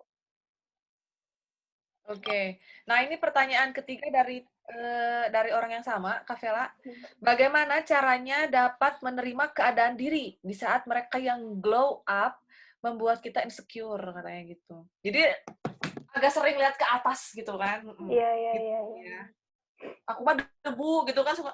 Aku mah butiran mari mas gitu. Aku mah kerak telur apa gitu kan orang-orang kadang. Sebenarnya bisa jadi beberapa hal ya, misalnya mungkin ketika kamu sedang lemah sebenarnya, lemah maksudnya secara, ini ya, emosi itu nggak kuat, terus kamu ngelihat sosial media. Nah, Hmm. jadi pola fokus kamu adalah pola fokus yang membuat kamu, lebih cenderung membandingkan, dibanding ngelihat kelebihan sendiri. Terus yang kedua, bisa jadi, insecure itu kan karena overthinking juga ya, jadi pikiran kita yang sibuk. Jadi salah satu solusinya adalah bersibuk dengan apa skill yang, pengen kamu bangun gitu. Apa Hmm. skill yang pengen kamu bangun dan kalau bisa, kalau misalnya ngelihat orang itu tuh bikin kamu insecure, sebenarnya bukan orang itu kan yang bikin kita insecure, tapi kita sedang lemah dan melihat sesuatu di sosial media misalnya, itu akhirnya memicu insecure. Jadi kalau bisa, jangan lihat dulu gitu, terus habis itu mengubah, mengalihkan fokus dari itu kan sebenarnya apa yang kita bandingkan. Apa Hmm. yang kita bandingkan, misalnya yang kita bandingkan itu fisik gitu kan, mmm, coba coba yang dibandingkan itu misalnya terus kenapa? Coba kita lawan pikiran kita sendiri. Terus kalau misalnya dia kayak gitu, saya kayak gini kenapa? Gitu kan. Apa yang bisa saya kembangkan dalam diri saya gitu. Nah, balik lagi ke perubahan pola fokus yang tadi Oke, oke, gitu oke. sih. Nah, ini kadang-kadang juga kalau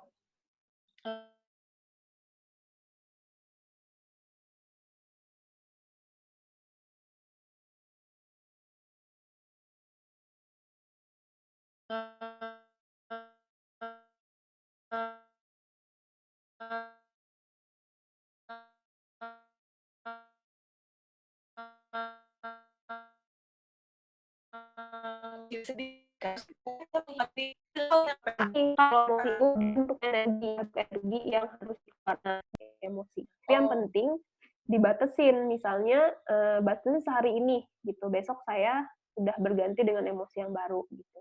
Atau bisa juga dengan, ini harusnya sih mengenali dulu ya, mengenali apa yang bikin saya sedih, itu poin pentingnya adalah mengenali emosi kita sendiri gitu. Apa yang bikin kita sedih, terus habis itu bisa kita ganti dengan apa gitu. Misalnya, hal yang bikin kita sedih biasanya adalah menunjukkan pola fokus kita kan, gitu. Nah, setelah kita menemukan pola fokus kita bisa mengubah pola fokus itu, gitu. Jadi akhirnya emosi itu bisa pelan-pelan dikurangi dan berganti dengan emosi lain. oke, oke, oke. Ini seru banget nih obrolannya. Ini masih ada pertanyaan yang belum aku ajukan ke pemateri. Nah, sebelum itu, sambil menunggu pertanyaan yang lain, karena kita masih punya waktu 40 menit lagi, aku pengen ngasih tahu nih, voucher yang bakal didapetin buat temen-temen yang udah nanya atau udah berpartisipasi lebih di acara ini. Jadi ada voucher dari Buy Arnovela, itu dapat diskon 15%, teman-teman. Yang kedua dari freshina.id 20 Kak, minimal order 80.000. Ini by Arnovilla ini produknya pemateri kita nih yang cantik ini. Jadi Kak Vela ini punya produk baju ya Kak, fashion ya. Fashion by apa? Aku lupa itu tagline-nya apa? By Arnovilla teh. Lah dia bengong. Vel. By Arnovella tuh apa itunya tagline-nya tuh? Hello. Ya sudah. Aku lupa, pokoknya dicek. Namanya by Arnovela di Instagram. Yang kedua dari fresina.id, 20K minimal order 80K. Itu dia produknya adalah hijab, teman-teman. Kemudian ada impulsestore.id, ini produknya adalah, t-shirt atau kaos. Kita yang dapat voucher ini bakalan dapat 25.000 voucher potongan harga. Kemudian yang terakhir dari Sambal Maba, ini luar biasa enak sambal mabanya, lumayan terkenal di Bandung, dapat 20% vouchernya buat pembelian sambal maba, teman-teman. Nah, jadi yang masih belum nanya atau pengen, boleh selain nanya, kalau nanti ada waktu kita bakal share juga opini-opini tentang teman-teman yang udah join di hari ini, boleh ngasih tahu gimana pengalamannya, nanti dipilih yang terbaik oleh pemateri bakal dapat vouchernya. Oke, kita lanjut ke pertanyaan selanjutnya nih, Kak Vela, masuk dari live chat. Terima kasih buat Kak Yunita Amelia Rahma. Katanya sebelumnya terima kasih kepada penyelenggara pemberian dan kepada Teh Vela. Setelah mendengar penjelasan Teh Vela, saya baru sadar kalau saya sedang berada di tahap-tahap tersebut. Iya, kadang-kadang emang kita tuh nggak sadar. Aku juga kemarin waktu dengerin, ternyata aku kayak gitu, guys. Gitu. Nah, katanya izin bertanya nih. Beban kerja saya lumayan bejibun dan membebani saya setiap hari. Apabila kejar target pekerjaan tersebut, saya merasa itu mengambil waktu istirahat saya. Apabila tidak dikejar, malah saya merasa tidak bertanggung jawab. Nah, jadi saya bingung. Dan kebingungan itu yang merasa menekan saya. Mana tadi? Kira-kira nih, menurut Teh Vela, apa yang sebaiknya saya lakukan untuk mengatasi kebingungan tersebut? Wait, Kak Vela hilang lagi nih, tenggelam dia. What's wrong?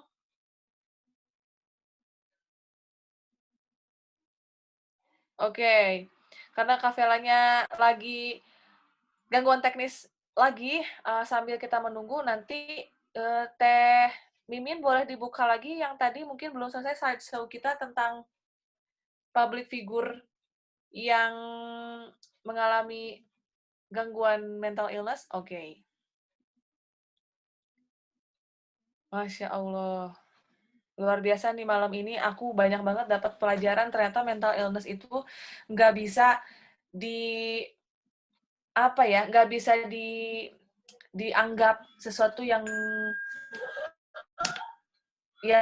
sederhana gitu loh teman-teman. Udah banyak macamnya, terus yang sampai yang tingkat everyday aja itu ada gitu. Jadi mungkin kita harus minimal mengenal diri kita agar kita tuh tindak lanjut terhadap apa yang kita rasakan itu cepat gitu kan. Oh ini kayaknya yang terakhir ya kalau nggak salah Selena Gomez. Selena Gomez ini memang dia terkenal cukup speak up juga dengan anxiety dan depression. Ya coba kita next ceritanya kayak gimana katanya. Selena Gomez ya. Next slide.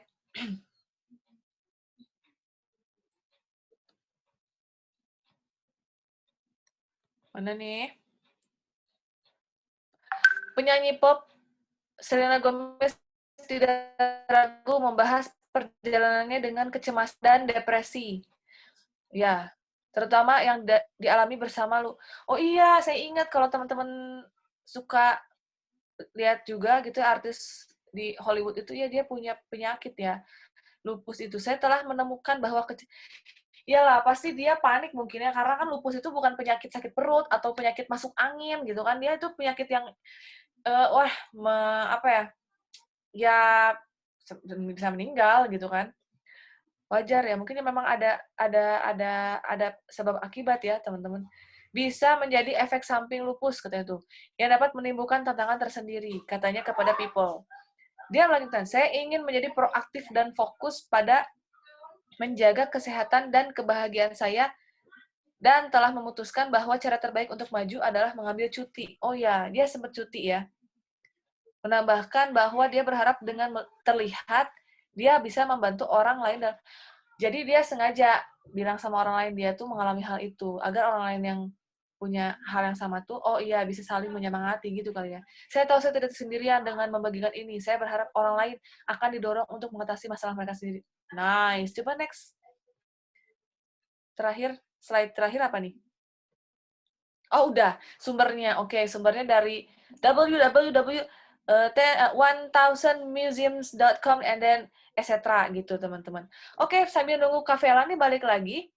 Jadi, teman-teman gini, kita ada acara buat share hasil penyebaran donasi kita dari yang dikumpulin kemarin, yang kita bagi di pinggir-pinggir, jalan-jalan, yang kita cari juga survei-survei lansia, dan lain sebagainya. Ada videonya, dan juga ada satu video, mungkin kalau disebut short movie terlalu, belum short movie banget, tapi ada satu, ya bisa dibilang video motivasi lah buat kita, yang dibikin oleh tim Forum Makna. Nah, cuman nggak akan di-share semua full version hari ini. Kenapa? Karena kita udah gladi kemarin, kita udah cobain untuk setel video di sini, tapi ternyata agak nge-lag, teman-teman, dan akan agak terkendala kalau di-setel semuanya di sini. Jadi nanti insya Allah linknya akan di-share kemudian melalui YouTube. Jadi teman-teman nanti akan di-share plus juga langsung dengan dengan e-sertifikatnya, dan buat teman-teman yang dapat voucher juga akan langsung dikirimkan setelah acara. Juga termasuk teman-teman yang daftarnya platinum akan dapat goodie bag dan sertifikat dan materi yang bentuknya hard copy yang akan dikirimkan langsung ke tempat teman-teman gitu kan. Nah, jadi untuk hari ini video yang kita punya ada 2, video pembagian baksos dan video motivation itu akan di-share hanya berupa cuplikan dan berupa premiere atau bisa dibilang trailer gitu kan. Jadi mungkin sambil menunggu kita boleh klik aja dulu videonya dari adminnya langsung. Cus!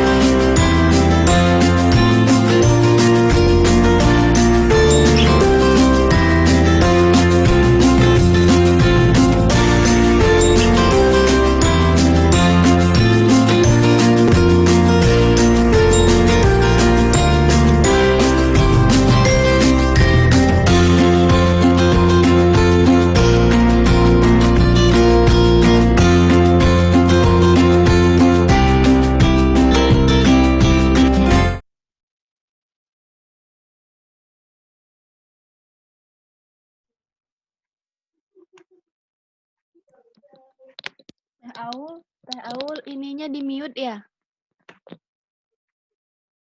Suaranya di mute. Iya, maaf lupa, Oh mohon maaf. ya, oke. Namanya manusia ada salah ya, gitu. Jadi Santuy, ini tadi santuy. bentuk dari pembagian baksos Juni 2020 sebagai bentuk pertanggungjawaban kami panitia terhadap donatur dan para peserta hari ini yang udah menitipkan sebagian hartanya kepada kami. Jadi nanti video lengkapnya akan di-share melalui link di luar acara ini ya, teman-teman. Oke, udah balik lagi nih, Kak Vela, udah aman? Kak Vela aman? Aman. Aman, oke. Oke. Ini mungkin pertanyaan terakhir kali ya, yang akan di-share untuk acara hari ini. Jadi gini, kata sebelumnya terima kasih kepada penyelenggara dan kepada Teh Vela. Katanya setelah mendengar penjelasan Teh Vela, saya baru sadar kalau saya itu sedang berada di tahap-tahap tersebut. Ini dari Kayunita ya Rahma katanya. Izin bertanya, beban kerja saya lumayan bejibun nih katanya, dan membebani saya setiap hari. Apabila kejar target pekerjaan tersebut, saya merasa itu mengambil waktu istirahat saya. Tapi kalau saya nggak tapi saya apabila tidak dikejar malah saya merasa tidak bertanggung jawab katanya gitu. Nah, jadi alhasil saya bingung dan kebingungan itu yang merasa menekan saya. Kira-kira nih menurut Teh Vela apa yang sebaiknya saya lakukan untuk mengatasi kebingungan tersebut? Oke, Bingung ini. makasih. Makasih Heeh. Teteh ceritanya. Jadi kalau balik lagi ya, kalau satu emosi tidak kita kenali dan tidak kita selesaikan di ketika emosi itu muncul, maka dia akan berubah ke emosi yang lain. Misalnya awalnya bingung dan merasa stres gitu kan, terus kebingungan ini tidak diselesaikan dulu, kemudian menyibukkan diri sampai begadang gitu kan, terus habis itu akhirnya karena kalau misalnya enggak, akan merasa bersalah. Nah, itu kan sebenarnya merasa bersalah itu kan jenis emosi lain ya, jenis emosi lain yang, akibat dari si kecemasan ini gitu, dan lain-lain sebagainya. Nah, sini itu salah satu poinnya juga dan problemnya juga menurut aku adalah ketika kita stres, kan ada pekerjaan yang bejibun. Nah, itu kan menunjukkan stres karena kita merasa sumber daya yang kita punya itu nggak cukup untuk menghadapi tantangan atau masalah yang ada gitu. Nah, ketika stres ada 2 coping stress yang harus kita lakukan atau lalui gitu. Yang pertama yaitu emotional coping stress dan yang kedua yaitu problem fokus coping stress. Nah, yang pertama adalah Teteh bisa menenangkan diri dulu, atur nafas, dan kenali emosi-emosi yang sedang Teteh rasakan. Karena kebanyakan kita bisa jadi bukan tugasnya yang bejibun, tapi di pikiran kita itu tugasnya banyak banget gitu. Dan akhirnya mungkin kita jadi menunda-nunda untuk mengerjakan hal itu. Atau kalaupun kita kerjakan, itu dipenuhi oleh emosi negatif.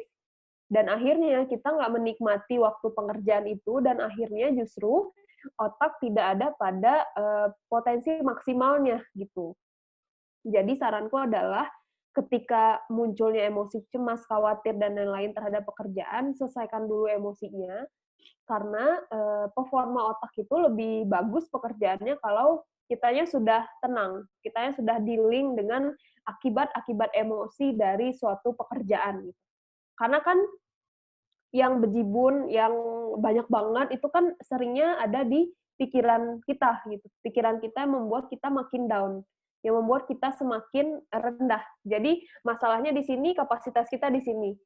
Terus makin ini makin tinggi, ini makin rendah gitu. Akhirnya kita merasa semakin tidak mampu, dan akhirnya kita juga tidak bisa mengerahkan kemampuan optimal kita dalam melakukan tugas itu. Mungkin kita akan menunda-nunda dan lain sebagainya. Gitu. Jadi untuk melihat tugas secara objektif, selesaikan dulu sisi emosional. Mantep banget. Oke, mudah-mudahan menjawab pertanyaannya ya dari Kak Yunita Amelia Rahma. Jadi gini, Kak Vela, buat Kak Vela ada PR setelah acara ini selesai. Karena kita punya voucher-voucher yang harus dibagi. Jadi Kak Vela bertanggung jawab untuk memilih teman-teman ini yang di sini yang bertanya untuk yang mendapatkan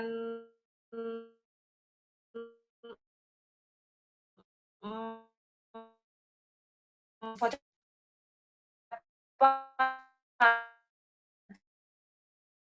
boleh hubungi ya. Mana Oke, berarti sekarang orangnya. pertanyaannya?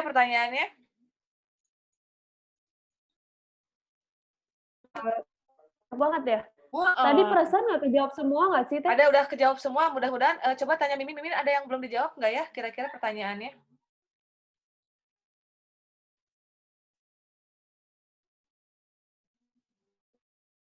Aman ya? Juga aja kita langsung menghubungi. Oh, vouchernya cuma Kita 5 tadi ya? Oke, di nanti belakang dikirim layar. di Karena belakang tadi layar kita aja. menjadwalkannya sebenarnya maksimal 3, tapi karena waktunya masih ada, kemudian masih pada antusiasnya tinggi, jadi kita buka aja lebih banyak gitu. Oke. Nanti buat teman-teman yang dapat voucher dari media partner akan langsung dihubungi oleh tim panitia ya, teman-teman. Nah, itu dia tadi acara kita tentang seminar yang dipandu langsung oleh pemateri cantik kita hari ini, Kak Arno Vela Aurel. Terima kasih banyak, Kak, untuk waktunya, untuk materinya, juga untuk jawabannya yang luar biasa. Paul, terima kasih juga atas waktunya dan kesediaannya. Asik, mantul.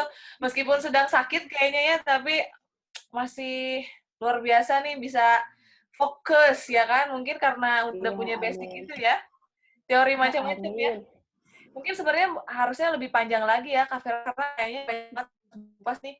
Kalau kita cuma bahas tentang anxiety, cuma insecure, kita everyday. Soalnya tadi aku baca yang public figure ini nama mental nama kita itu unik-unik gitu. Aku baru dengar lah gitu. Banyak banget ya ternyata. Iya. Cek. Cek.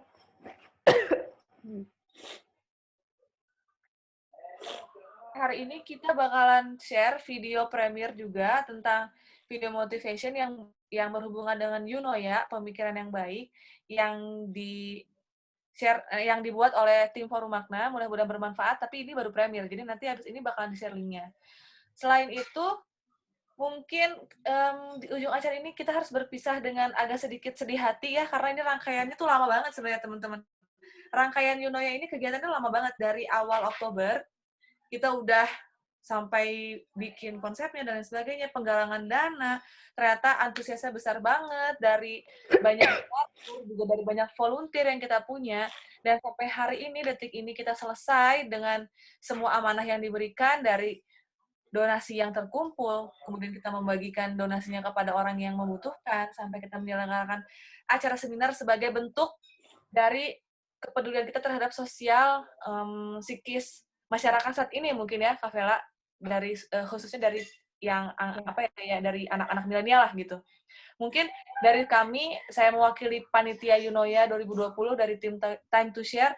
Mohon maaf apabila masih banyak kekurangan, karena alhamdulillah juga dan ini adalah program bakti sosial pertama kami sebagai bentuk kepedulian dan rasa tanggung jawab kami dari masyarakat gitu. Kalau misalnya ada yang mau jadi volunteer boleh banget. Kalau misalnya ada yang mau jadi donatur tetap, boleh banget juga, ditunggu abis acara, tinggal kita kontak-kontak gitu kan. Gitu ya, Kak Vela ya? Selebihnya nanti setelah ini, kami akan membagikan e-sertifikat, kemudian juga media acara Japri, juga tak henti-hentinya kita ingin berterima kasih kepada sponsor yang telah mau menitipkan sebagian hartanya kepada kami dari By Arnovela, Kelas Kemajuan Diri, Ikopin, Fresina.id, Impulstor.id, dan Samba Maba. Terima kasih banyak. Juga selamat Hari Pahlawan. Mudah-mudahan ini juga menjadi momentum bagi kita untuk bisa terus bangkit dari sisi spiritual dan juga dari sisi sosial, juga terakhir dari sisi bahasa Inggrisnya apa tuh, psychological ya kan. Nah gitu, mungkin itu saja dari saya. Mungkin dari Kak Vela ada penutup. Pasti udah cukup. Baik. Tambahan deh, di era sekarang bagaimana kita sebenarnya bukan menghilangkan emosi yang sedang kita rasakan, karena setiap emosi sebenarnya adalah pesan untuk diri kita, untuk kita lebih mengenal diri kita yang lebih sejati gitu, untuk menjadi diri yang lebih baik. Sebenarnya yang kita perlu lakukan adalah mengenali emosi kita sendiri, bukan menghindari dan bukan mengalihkan emosi dengan aktivitas-aktivitas lain yang sebenarnya itu tidak membuat otot emosi kita lebih baik gitu. Oke, terima kasih banyak. Selamat menemukan jati diri teman-teman semuanya. Mudah-mudahan kita senantiasa di dalam kasih sayangnya Allah. Terakhir, saya ucapkan alhamdulillah, dan juga mungkin ditutup secara resmi ya Yunoya 2020 dengan penayangan video premier video. Jadi saya mohon pamit undur diri. Terima kasih banyak Kak Vela. Terima kasih semuanya Terima kasih juga Kak Aul, dan terima kasih semuanya sudah mempercayakan dananya kepada Time to Share. Terima kasih kembali Kak Vela. Oke, kita undur diri, langsung aja ke Mimin disetel dan kita caps. Assalamualaikum warahmatullahi wabarakatuh. Waalaikumsalam warahmatullahi